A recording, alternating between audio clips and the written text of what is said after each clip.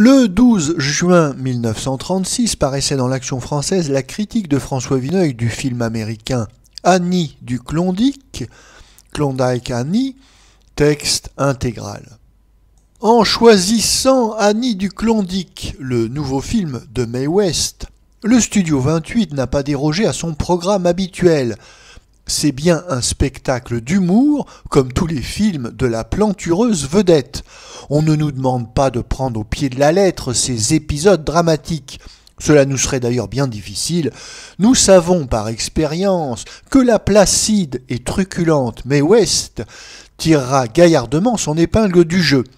Dès le début, il y a mort d'homme et mort violente. C'est Annie Mae West, chanteuse de beuglant, qui brandit le poignard pour sa légitime défense. Elle trucide un Chinois qui s'apprêtait à lui faire un Michel Strogoff féminin en lui brûlant les yeux selon des rites asiatiques. Le trait est un peu trop grand guignolesque et surtout poussé trop loin. Mais il est de règle que Mae West soit aux prises avec quelques sérieux dangers pour déployer son art à mimer le sang-froid. Le scénariste, qui aime les solutions radicales, a eu besoin pour nouer son aventure d'un second trépas, mais celui-là providentiel. Annie Mae West, dont les appâts, les longues robes entravées et les vastes chapeaux à plumes sont situés, comme d'habitude, aux alentours de 1900, vogue vers le Klondike pour échapper à la police qui pourrait bien en effet rester sceptique à propos de la reprise chinoise de Michel Strogoff. Elle partage la cabine d'une excellente femme de salutiste, faisant route pour l'évangélisation des pionniers de l'or. Elle a le malheur de succomber à une crise cardiaque. Mais nous allons avoir, grâce à cela, une nouvelle Miss Elias dont on devine la saveur. Annie Mae West n'a en effet d'autre chance de salut que de coiffer le cabriolet et de revêtir l'austère uniforme de la missionnaire, en laissant ses falbalas au chevet de l'infortuné. La police veut bien admettre, non sans peine, que pour une fois, le vice a été puni et la vertu récompensée dans la florissante personne de Mae West.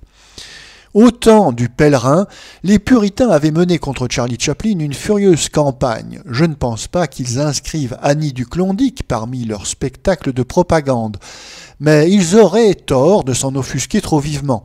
La charge est très drôle, mais sans aucune espèce de venin. Mae West sert la morale à sa façon, qui se trouve être la bonne, quoique fort insolite. La mission évangélique du port de Nome dépérit malgré tout le dévouement de ses membres, 3 ou 4 prédicants aux cordes vocales fatiguées et quelques demoiselles d'un âge incertain. La concurrence des bars et des dancings triomphe trop facilement dans un camp de matelots, d'aventuriers, de lascars, en délicatesse avec toutes les justices du monde. La nouvelle sœur Annie Mae West, s'avançant avec son chaloupement célèbre dans sa robe montante, est par contre la missionnaire idéale pour ces rudes parages. Ainsi, durant la guerre, un diplomate éminent et très réaliste, qui avait besoin de documents secrets enfermés dans le coffre-fort d'une ambassade allemande, fit sortir de prison 2 cambrioleurs professionnels et leur confia cette récupération qu'ils exécutèrent en virtuose. Les exercices récréatifs de la mission connaissent un succès inexplicable pour les âmes pures, dès que sœur Annie les enrichit de son répertoire personnel. La puissante commère n'y met d'ailleurs aucune ironie. Elle doit la liberté à son costume inattendu, elle entend le respecter. Mais comme le jongleur de Notre-Dame, elle honore le ciel avec ce qu'elle sait le mieux, c'est-à-dire ses chansons, les bons vieux Fox américains de l'époque Theodore Roosevelt. Sans être aussi étourdissant que le quatuor parodié de Rigoletto dans Radio Crochet, les cantiques syncopés par sœur Annie, avec les meilleures intentions du monde, sont d'une cocasserie assez mémorable. C'est le clou d'un film qui sent suffisamment le raffio, la bière noire, la brume et la neige tombée de frais, et renouvelle au moins en partie la vogue et le genre de Mae West.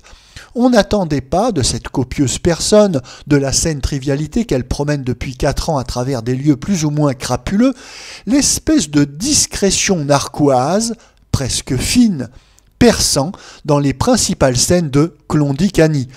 On ajoute que la missionnaire, n'ayant pas toutefois renoncé à des conquêtes profanes, hésite, un peu trop longuement, entre un bellâtre de policier et le capitaine du bateau, vieux loup de mer, galant et lourdeau, personnifié avec tout le relief désirable par Victor McLaglen. On aime tellement McLaglen, surtout depuis Le Mouchard, que l'on ne peut s'empêcher de trouver son rôle un peu sacrifié. Les dernières scènes du film, enfin, tournent un peu de court, en paraissant traînées. On aurait aimé finir par un éclat de rire, une vigoureuse œillade de Mae West.